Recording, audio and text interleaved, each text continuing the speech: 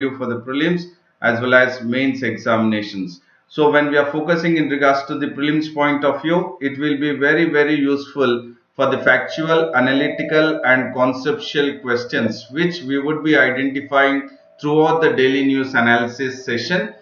And for the mains examinations, it will be useful for answer writing. So definitely the answer writing, in the answer writing, you need to inculcate the habit of imbibing the keywords and the key phrases in your answer writing so that your answers are precise and concise. And once your answers are precise and concise, no doubt you would be scoring higher marks in the mains examinations, and thereby this session will be helpful for you for both prelims as well as mains examinations for 2020 as well as 2021. And this session is in regards to the daily news analysis, that is today's, that is 18th September 2020. And do keep it in mind that the tagline is emphasizing on the keywords and the key phrases. And before I get into the topic, I would say a very good morning to all who are in the live and also in the live chat. Ram Kumar, Madhu, Partha, all, everyone, a warm welcome to AKS IAS Academy Daily News Analysis.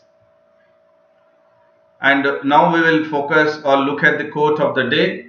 The quote of the day is: the best preparation for tomorrow is doing your best today. So yes, we should be having our short-term and long-term goals, but make sure that what you are preparing for tomorrow, that you need to be doing best for it today itself.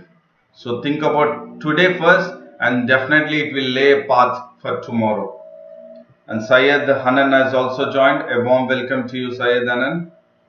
Now we'll get into the topic, that is the first, it says first regulate digital media. So who is saying to regulate the digital media? The government is telling the Supreme Court. The government is telling the Supreme Court to regulate the digital media. So the keyword here is digital media. So we will focus at that. And then D. Suvarna is also joined. A warm welcome to you. The Union government, that is the government of India, has asked, or it has said to the Supreme Court, first you should frame the guidelines. So it is the government of India is asking the Supreme Court first to frame the guidelines. Why? Because the Supreme Court has said that, or has asked the government, please do understand, before going to what the government has asked the Supreme Court to regulate the digital media, we will go ahead first why the government has responded. Because the government has responded because the Supreme Court wanted the government to come up with various points. That is what we will look at. So the court wanted the government to frame guidelines against communal and derogative content in the mainstream media. So this is a keyword. So here the keyword is what the Supreme Court is saying to the government. The Supreme Court has told to the government to frame guidelines against communal and derogatory content which are in the mainstream media. Extremely sorry. So when the court has asked the government to respond to that, to come up with a proposal of framing the guidelines, so in response to that, the government of India has said to the Supreme Court, first let the Supreme Court frame the guidelines for what? That there has to be a demarcation, or there has to be a line between journalistic freedom and responsible journalism. And this is a keyword here. The keyword is journalistic freedom, and then the another keyword is responsible journalism. So it's a statements made between the Supreme Court and the government. Supreme Court is wanting the government of India to frame the guidelines against against communal and derogatory content in the mainstream media. Please do understand this, mainstream media. In turn, the government is now asking or wanting the Supreme Court to frame the guidelines to draw a line between the journalistic freedom and the responsible journalism, where in the digital media, this is a keyword rather than mainstream. So I will just tell you what it is I will write once. So it is between the government and this Supreme Court. So the government is wanting the Supreme Court to frame the guidelines in regards to draw a line between journalistic freedom and responsible journalism. And in turn, the Supreme Court has first asked the government to frame the guidelines that would be in regards to communal and derogative content, where in the mainstream media, and here the government is asking to draw a line in regards to the framing the guidelines between journalistic freedom and responsible journalism, where in digital media.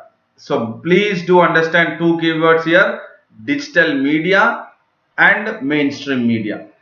Guidelines for communal and derogative content, which is set by the Supreme Court, and guidelines drawing a line between journalistic freedom and responsible journalism is being set by the government. So this is important. Journalistic freedom and responsible journalism are the two keywords in digital media. And then the Supreme Court says frame guidelines against communal and derogative content, where in the mainstream media. This is very important. And why this has come up in the court? Because the court has taken the entire discussions what the broadcast has been shown in the Bindas Bowl and Sudarshan TV on September 15. So what the show has put forward, the court says that the show, that is in regards to the Bindas Bowl and Sudarshan TV, the show is accused of vilifying. Vilifying is defaming the members of the Muslim community who joined the civil services. So this is the main issue or the content wherein the Supreme Court is wanting the government to frame the guidelines, and in turn the government is asking the Supreme Court to frame the guidelines in regards to the digital media. Why? Because a show was conducted, and in that show they have vilified or defamed the members of Muslim community who have joined the civil services. That is the main point here. And now before I move to the next slide, Venkat Nayak, Praveen Kumar, Balakrishna, all of you, a warm welcome to you all, AKS IAS Academy. Is it clear now? I hope it is clear from my end. Just confirm me whether it is clear now. And the government also has said to the Supreme Court that there are web-based portals, YouTube channels and over-the-top platforms. So all these have a great impact, or they have potential to become viral, and in that case it is very important that they need to have a guidelines, or they need to have a kind of supervision on all this. And in regards to the mainstream publication and telecast, what the government says is digital media is constantly widening its viewership, and that is why you need to frame a guidelines. You need to frame a guidelines in drawing a line between journalistic responsibility and then journalism. And then the digital media has a serious impact and potential. What the government, so it is definitely between the Supreme Court versus Government of India. And again, digital media versus, or else in regards to the mainstream media. So in a nutshell, this is what it is. And in turn, the Supreme Court has underlined that journalistic freedom is not absolute. Absolute in the sense is not complete. So definitely it is drawing a law. It is definitely making sure that journalistic freedom is not a complete freedom. Madhu Kumara has joined. A warm welcome to you. And now we'll look into the next topic. So why? Okay, before that, what is important here is freedom of speech. Please do understand the the focus, the keyword here is freedom of speech. So here when we are talking about freedom of speech, it is in regards to the digital media and in the mainstream media, and also the journalistic freedom. Prithviraj Gopinayak, warm welcome to you all. And now we'll focus the another news which says that US keen on finalizing BECA. So we will look at what is BECA at 2+2 dialogue. So it is 2+2, that is two ministers or ministries having dialogue from India and from US side. So it is defense minister or external affairs minister from India side and defense and external affairs minister from US side. So there would be a 2+2. There might be a 2+2 ministerial dialogue, most probably in the October end, and this is just before, that is the 2+2 ministerial dialogue between India and US is likely to take place in the month of October, which is just before the US presidential elections, which is scheduled in the month of November. And then the US is keen that India will sign. Please do understand here, US is keen that India will sign the last foundational agreement. So foundational agreement is the keyword you need to focus, because it is very, very important in regards to the international relations in GS paper 2 or bilateral, or in regards to the military engagement between India and US, part of the international relation, bilateral relations between India and USA. So US is keen. So 2+2 is in regards to the two ministerials or ministries from India and US side, that is defense and external affairs from India, and defense and foreign ministry from US.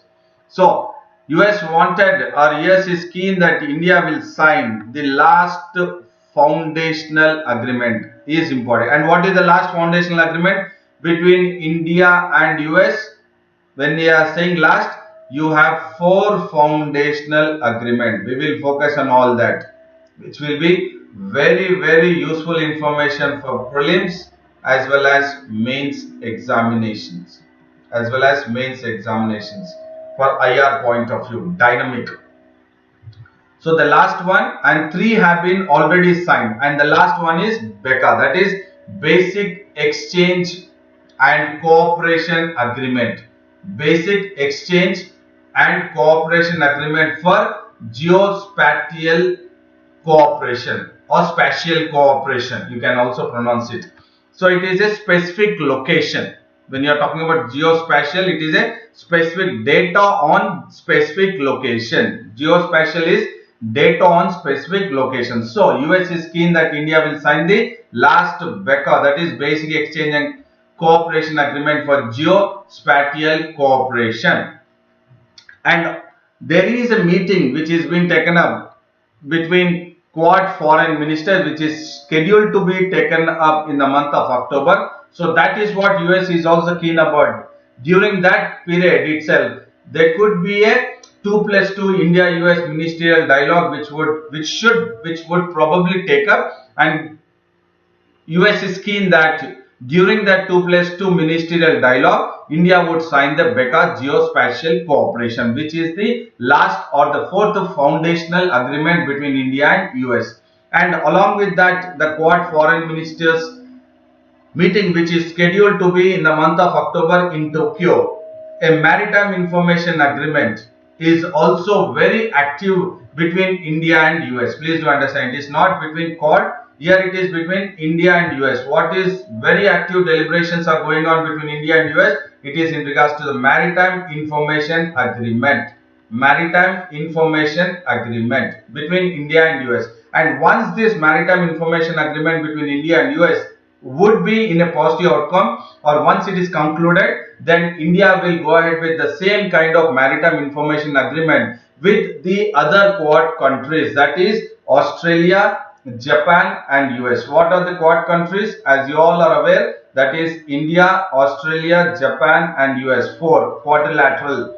So the Maritime Information Agreement, if it is concluded between India and US, then it will follow the Maritime Information Agreement between India, Australia, Japan and USA. And definitely there is an importance in regards to the maritime interaction with the Quad countries. Why Quad countries? On the basis of the bilateral relations. The reason is because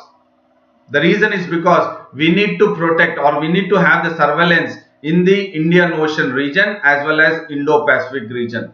So definitely for that there should be an information sharing between the Quad countries, that is India, Australia, Japan and US, so that we can have a improved maritime domain awareness, MDA. We need to have that information sharing of information on the bilateral basis between the Quad countries in regards to the India's maritime interaction with the Quad countries, so that we will have a improved maritime domain awareness in the Indian Ocean region and Indo-Pacific. Why? No doubt it is to counter China. It is to counter China. And now we will focus, as I said, that BECA is the last and the fourth and the last foundational agreement between India and US. So we will look at the previous 3. So the first one is LEMO. So what is LEMO? And LEMO was signed on August 30, 2016. So LEMO in the year 2016. LEMO is what? It is the first foundational agreement which has been signed between India and US. It is Logistics Exchange Memorandum of Agreement. Please do understand, LEMO is Logistics Exchange Memorandum of Agreement, which is signed in the year 2016. And the second one is COMCOSA, which was signed in the year 2018. COMCOSA is Communication Compatibility and Security Agreement. Communication Compatibility and Security Agreement, which was signed in the year 2018, and it is a second foundational agreement between India and US. And the third one is GSO-MIA. GSO-MIA, that is General Security of Military Information Agreement.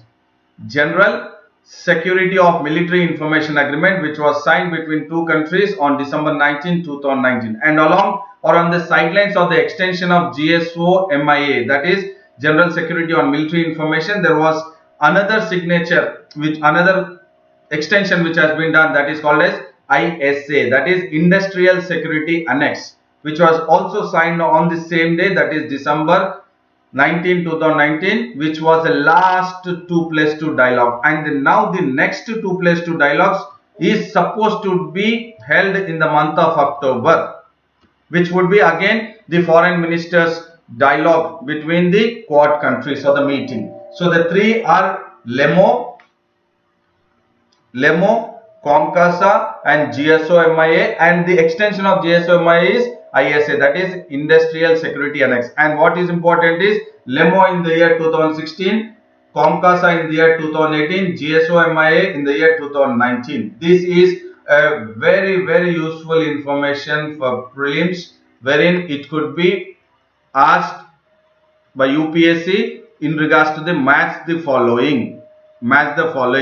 They could give you the foundational agreement on one side, left side, and the years on the other side, and then ask you to match the following. So this is a crucial information.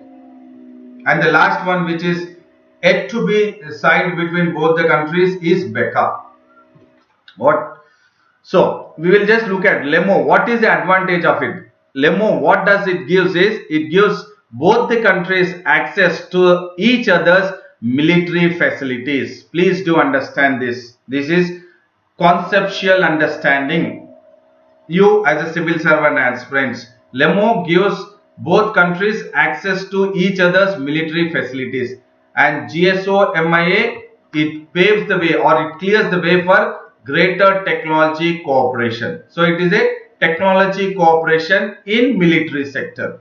And the third, COMCASA, it will facilitate to transfer the encrypted communication system, which will be very useful for India, and it will also help in sharing high tech military hardware, which is especially by the armed drones of USA, which is US is really wanting to supply to India. All this, if you look at, it is military almost. And the BECA, if it is signed in the month of October 2020, then it will facilitate the exchange of geospatial.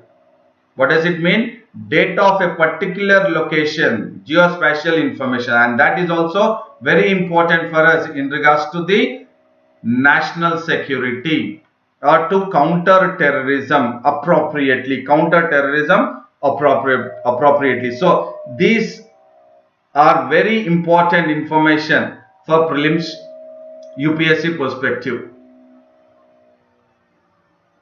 Prithvi has joined, Gopi Naik, Venkat Naik, Navin Reddy. All of you, a warm welcome to you to AKS IAS Academy Daily News Analysis. And we look at the another news which talks about Pak to make Gilgit and Baltistan a full-fledged province. So again, it is between India and Pakistan in regards to the international relations. So definitely now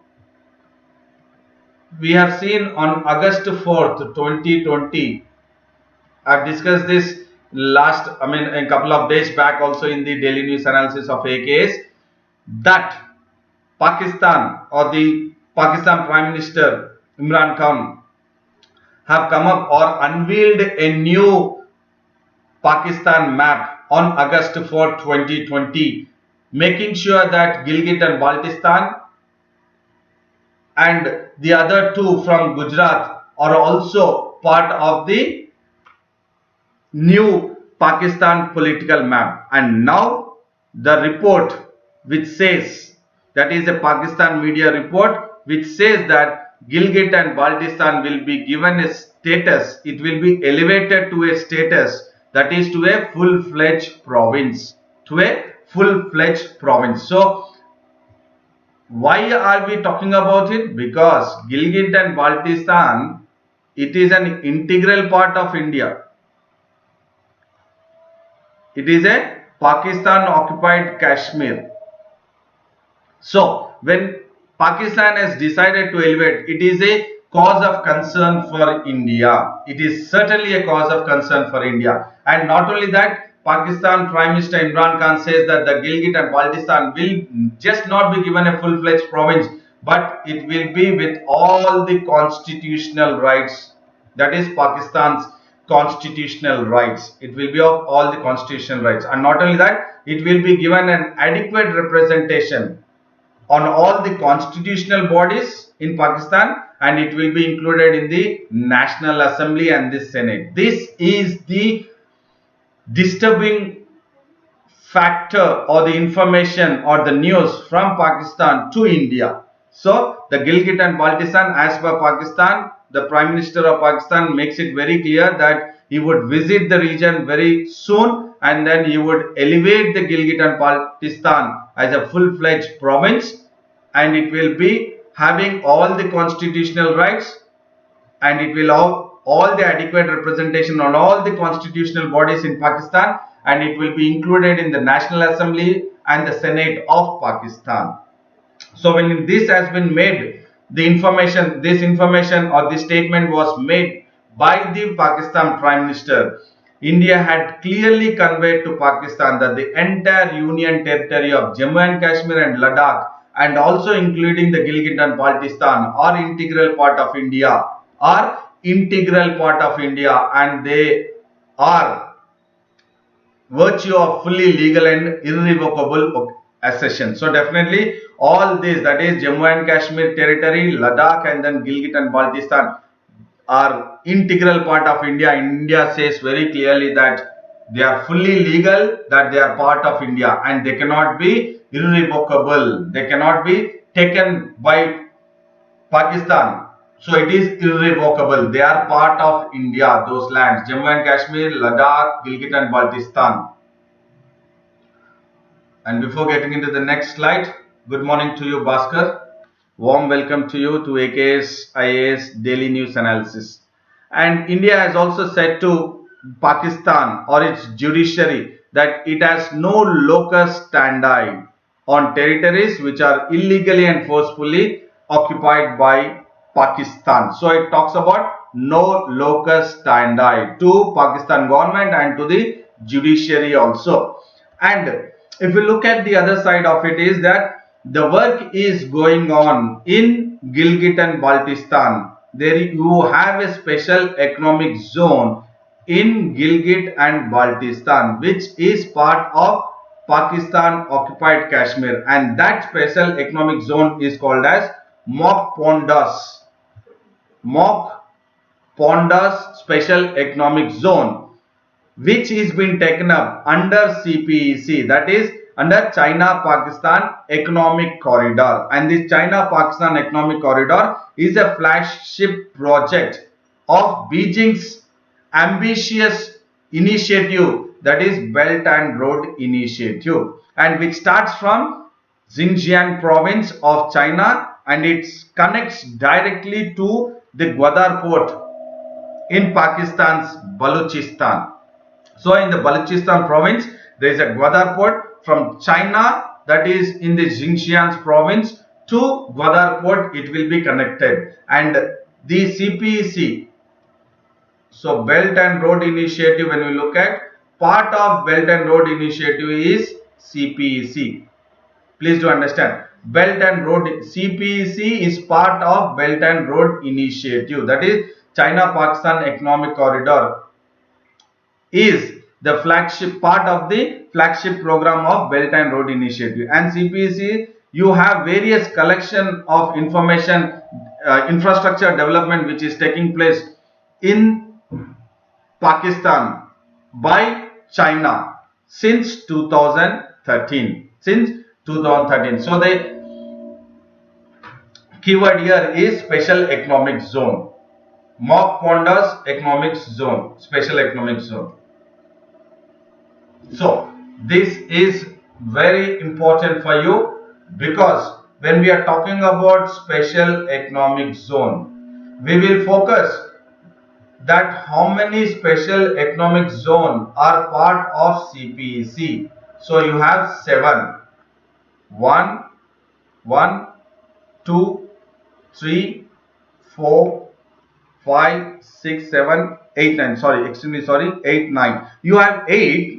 You are totally 9. But specifically in regards to the economic zones, the one we are talking about is this one, the Mok Pondas Special Economic Zone, which is in Gilgit and Baltistan, which is part of Pakistan occupied Kashmir. So you have 9 special economic zones which are part of the CPEC. So you have Mok Pondas, and also the other one which is very important that we need to focus is the first one and the third one. Why? The special economic zone at Mirpur, that is Azad Jammu and Kashmir, AJK. If you look at here, this is part of the Jammu and Kashmir itself, which is part of Azad Jammu and Kashmir. So these two conceptually and also from map based, geography map based, you need to keep a track of it. There could be a question, which among the following are not part of the 9 special economic zones of China-Pakistan Economic Corridor. So the one which are 2 are Mok Pondas Special Economic Zone in Gilgit and Baltistan, and the other special economic zone at Mirpur in AJK, that is Azad Jammu and Kashmir. The rest 7 are in Pakistan itself. ITC Model Industrial Zone, Rashakai Economic Zone, Mohammed Marble City, Boston Industrial Zone, and then Allama Iqbal Industrial City in Faisalabad, China's Special Economic Zone in Dhabeji, and then Development of Industrial Park on Pakistan Steel mills land at Port Qasim near Karachi. So Gwadar port will be here. This is Karachi, Gwadar port. Fine. So this is very important because 9 special economic zones, and out of 9, 2 are in the Pakistan occupied Kashmir. One is in Gilgit and Baltistan, and the other one is Azad Jammu and Kashmir. This is a very useful information for you all as a civil servant aspirants, UPSC perspective. And we will also focus at the another news which talks about IRDA panel is pushing for pandemic risk pool. This is a keyword here. What is the keyword? Pandemic risk pool. This is again in regards to the economy for UPSC prelims point of view. So the insurance regulatory or regulator, that is the Insurance Regulatory and Development Authority of India, IRDA. So there could be a question in the prelims pertaining to the regulator or regulatory body pertaining to insurance. So the regulator body which is pertaining to insurance is Insurance Regulatory and Development Authority of India. So when we are talking about in regards to banking, which is the regulatory body for banking? Question mark. Which is the regulatory body for stock market? Question mark. Anyone please do answer to this. We did discuss about the regulatory body for the insurance is the Insurance Regulatory Development Authority of India, IRDAI. So what is the regulatory body for banking? What is the regulatory body for stock market? Please do answer. The one in the live chat. Mohammed have joined, Shivamurthy have joined. A warm welcome to both of you. You can also be part of the question which I have asked. Please do answer to it. So what the IRDA has recommended? It has recommended the setting up of an Indian pandemic risk pool. This is the keyword. Indian pandemic risk pool. They are, the regulatory body IRDA is recommending to set up an Indian pandemic risk pool with public, private, government participation to cover what? The losses which we have experienced during the pandemic, and not only during the pandemic, COVID-19 pandemic situation, but also the future pandemics. Please do understand, this is very, very important information for mains also, because we are not just, the IRDAI is not just recommending for pandemic risk pool or Indian pandemic risk pool for COVID-19 pandemic. No, it is wanting a pandemic risk pool for the future also, future pandemics. So that is why it is very important. Okay, Madhu says for banking, RBI absolutely. For stock market, please try everyone. And IRDA said that the quantum of loss, definitely there was a lot of loss because of the pandemic situation, and that was a huge and beyond the capacity of public or private companies or even the government. So the government was really not able to make sure that to fill the gaps of the loss because of the epidemic or the pandemic of COVID-19, neither the public, neither the private. So that is why it has recommended for the Indian pandemic risk pool. And thus this risk pool mechanism is a keyword, risk pool mechanism with public, private, government partnership. So it is public, private, government. Please do understand this. This is a keyword. This is a keyword. The keyword is public, private, government participation in regards to the risk pooling mechanism or the Indian pandemic risk pool would be an appropriate resolution to address similar concerns in the future. So definitely there is a possibility that all the countries in the world will certainly experience the same kind of pandemic, COVID-19 pandemic in the future also. So Many countries do have their risk pool, pandemic risk pool, and India is definitely should have one. Okay, before I get into the next, Madhu says RBI for banking, stock market, SEBI, absolutely right. Viresh says RBI, absolutely right. Madhu says for pension, PFRDA, absolutely right. So, why did I ask is that because you need to link. This is very important. Linking is important because we are talking about insurance. We are talking about insurance. Fine. So, you need to, you as a civil servant aspirant, you have to link it for the regulatory body. Regulatory body you have for which? That is banking and stock market. Also as you are talking about PFRDA. So yes, absolutely you need to get into that mode. And very well, Viresh, Madhu, all of you have tried good. And the group, that is insurance, IRDAI, says that MSMEs and unorganized sectors were the worst hit during the COVID-19 pandemic situation. That is micro, small, medium enterprises. Micro, small, medium enterprises and the unorganized sectors in the manufacturing have been badly hit.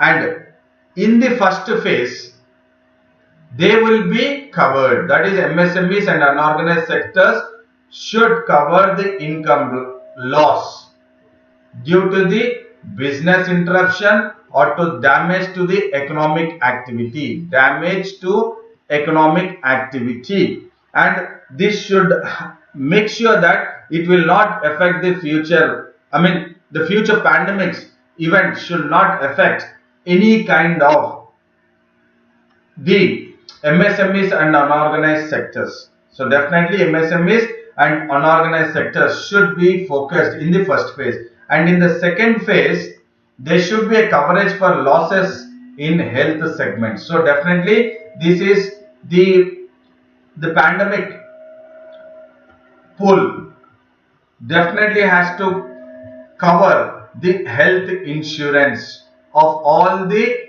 employees in the MSMEs and unorganized sectors. First is in regards to the income loss. In the first phase, it is income loss, and second phase, it is in regards to the health insurance. Health insurance, that is in second phase, and this coverage may later on extended to life insurance. So first, income losses, second, health insurance, third, life insurance, and thereby the government has proposed a government backstop. So this is a keyword. So what do you mean by government backstop? Government backstop is an agency or a loan guarantee program. Government backstop is an agency or a loan guarantee program which it is proposing a government backstop or agency or loan guarantee of 75,000 crore initially, which can be pooled to design to cater to 4 crore MSME workers. So definitely they are wanting to get into the mode of setting up of an Indian pandemic risk pool with a risk pooling mechanism in association with public-private government participation. So who is going at this? Who has given this recommendation? The Insurance Regulatory and Development Authority of India. So this again, as I said, it is an useful information for UPSC prelims and mains perspective. Before I get to the next, D. Suvarna has said for banking RBI, yes, stock market, Security Exchange Board of India, SEBI, absolutely right, very well said. So this is how you need to keep on linking it. And Azmat Khan has joined. A warm welcome to you, Azmat Khan. But extremely sorry that I have to go ahead with recapitulating of the daily news analysis. So we have looked at what the government is saying and what the Supreme Court is talking about in regards to the digital media guidelines in regards to the digital media and mainstream media. Please do understand these two keywords, digital media and mainstream media, that both the government and the Supreme Court wanted the guidelines to be furnished. Guidelines to be furnished. And then this is in regards to the India-US, that is international relations perspective. So we have looked at COMCASA, the other four foundational agreements. Already 3 have signed and 1 is pending. That is BECA is pending. And here again in regards to the IR or India and neighboring countries, if you look at Gilgit and Baltistan, wherein Pakistan is saying it will provide a full-fledged province and it will have all the constitutional rights and it will be included in the constitutional bodies and the National Assembly and the Senate also. And IRDAI panel pushes for Indian pandemic risk pool. Again, this is very useful information for economy, both for prelims as well as mains examinations, because you can take this as a short notes for your mains. Pandemic risk pool, this is a keyword.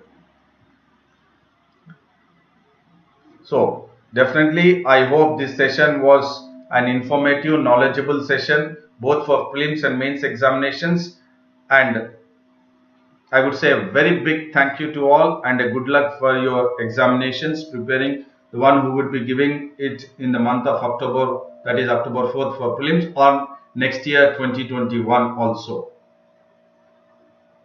And please do like the video, subscribe the video, share the video, and then also visit AKS IAS Academy website and then subscribe the Telegram link of AKS IAS Academy, that is Advanced Knowledge System. And I would come up with the DNA again tomorrow 7:30 AM. Tomorrow 7:30 AM, and I would re-emphasize that do stick to the consistency of in regards to your preparation. Do stick to your schedule of your preparation, and then do take care of your physical health and mental health.